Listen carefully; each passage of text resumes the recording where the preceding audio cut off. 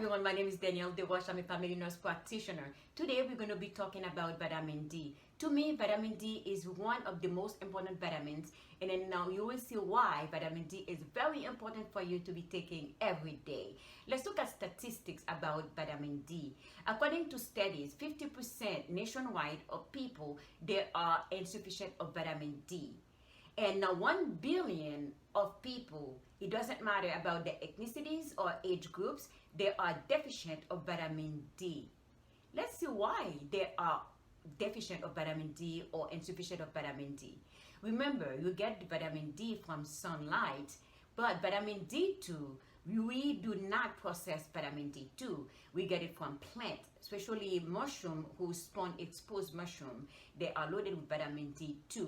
Vitamin D3, when the sunlight, especially the ultraviolet light, the B light, when it strikes your skin as humans, we synthesize that and we have the vitamin D3.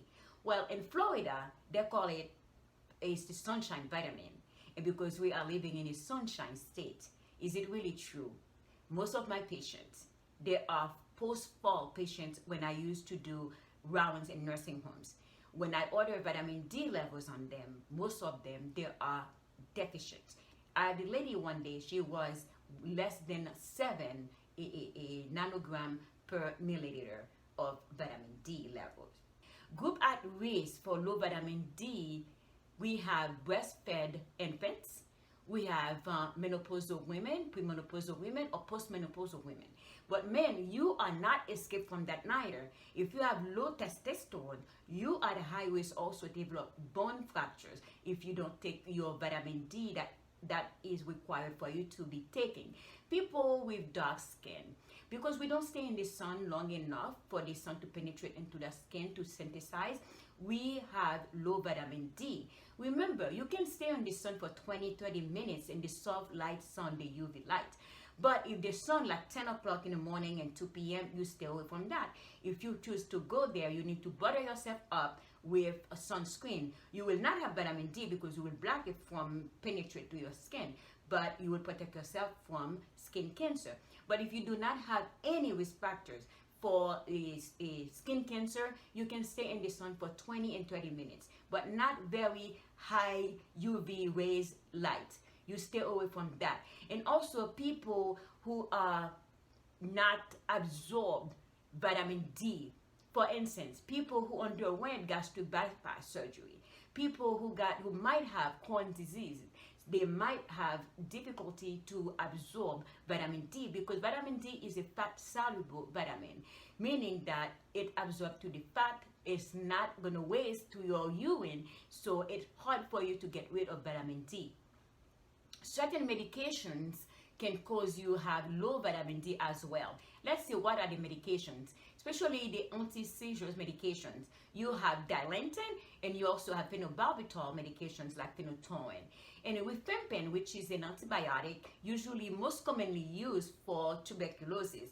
This can cause low vitamin D also. What are the signs and symptoms of vitamin D anyway?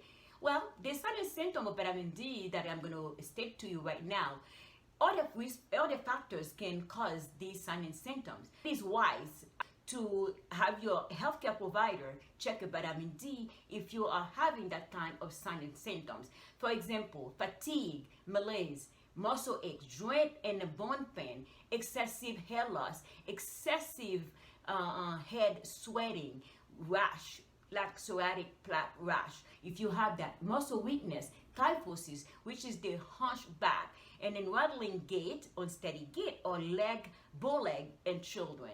So when you see that, you need to talk to your healthcare provider, and then you can ask them to check your vitamin D levels also. So what are the benefits of vitamin D? Well, according to studies, vitamin D helps with inflammation. So people who have autoimmune diseases can be benefit from vitamin D, such as lupus and multiple sclerosis and the like. And also heart disease. It can help with heart disease, and cancer patient also can benefit to vitamin D, because what vitamin D does is stop cells proliferation, so that really will help to decrease the cancer from multiplying. It can help you also. and then hypertension and diabetes and cognitive impairment and Parkinson's disease. It was shocking to me. They said that if you have chronic low vitamin D, you may as well later on in life develop Parkinson's disease. Although Parkinson's disease, it is unknown cause from having Parkinson's disease, but there is a correlation between that and vitamin D. And fractures and falls, that's a big kicker to me. Because a lot of patients, when I do rounds in nursing homes, they always have post falls. When I check the vitamin D, like I said, it's always low. So now, how do we do? What should we do to prevent that? Well, you need to exercise, because when you have strong muscles, also your bones going to be strong as well. And when you take a vitamin D with calcium, it helps calcium to get into your bones, and also your phosphorus, phosphorus they call it also. Where do we get vitamin D and foods, etc.? Well, most fish oils full of vitamin D, fortified milk full of vitamin D, and fortified orange juice and fortified cheese, and the list goes on and on. And all the information you can find them on my website as well. Here's the big kicker to me. Caffeine. When you drink a lot of caffeine, what it does, it prevent your bone from getting calcium. So now your bones are getting weak, and then the bone structure is going to change.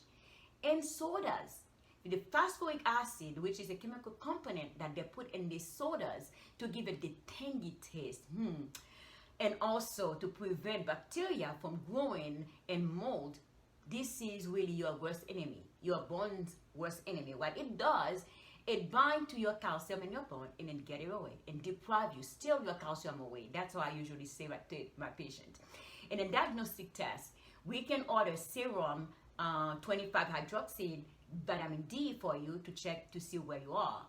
The norm is 30 to 80 nanogram per milliliter, but the range can vary between the labs. Also, your provider needs to check your parathyroid hormone also, and then your calcium levels, because vitamin D will increase your calcium. Remember, it pushes your calcium to go into your bones. So if you have high calcium levels in your blood because of some kind of illnesses, because of probably kidney disease, etc., you really need to take this in consideration. And the provider, they know to check your calcium levels as well. And what are the recommendations for you to take vitamin D and calcium? Well, let's start with a vitamin D. Vitamin D always an IU, which means international unit. If you are a man or a woman, you age younger than 50, you can get 400 to 800 international unit of vitamin D every day. If the men and women, you are 50 and older, you can take 800 international unit to 1,000 international unit of vitamin D. But for people, personally me, when somebody has a deficient of vitamin D, I prescribe 50,000 international unit of vitamin D that you must take once a week for 8 weeks, and after that I will check your vitamin D again to see where you are, and I also check your calcium levels. So if you are a man, a woman, and then for your calcium, if you are 50 and younger, you can take 1,000 milligram every day. And then if you're age 51 and older, you can take 1,200 milligram of vitamin A of calcium every day. Men age younger than 70, they can take 1,000 milligram per day, and then older than 70, they can take 1,200 milligram of calcium every day to prevent osteoporosis. Osteoporosis, I'm telling you, what it does, it's a complication from low vitamin D. With a vitamin D, it is disease of accumulation. When you reach the state of osteoporosis, you're going to break your bones. You're going to end up in the nursing homes. You're going to have surgery. And then after the surgeries, you may not return home because you can develop pneumonia. You can develop skin issues such as the cubitus, ulcers, skin ulcers. And also you can develop blood clots that can travel to your lungs, give you pulmonary embolism, which is clots in your lungs. You get difficulty of breathing. It can block the blood flow to your brain and give you a stroke because of the falls, because you stay in the bed, you cannot move. And then what happens is you will lose your independency, and your mobility, is it that way that you want to go? So you have to strengthen your bones now. That's why vitamin D is very important to take with your calcium if you don't have any complications or contraindicating problems that say, okay, you cannot take calcium. That's why you have to check with your healthcare provider, especially people who have kidney disease, chronic kidney disease. That's all I have for you for today. Don't forget to follow me on social media and give me subscribe on my YouTube channel. And take care of your body, because your body is the temple of Christ. Don't forget, follow Jesus. Have a wonderful day today, and see you next time.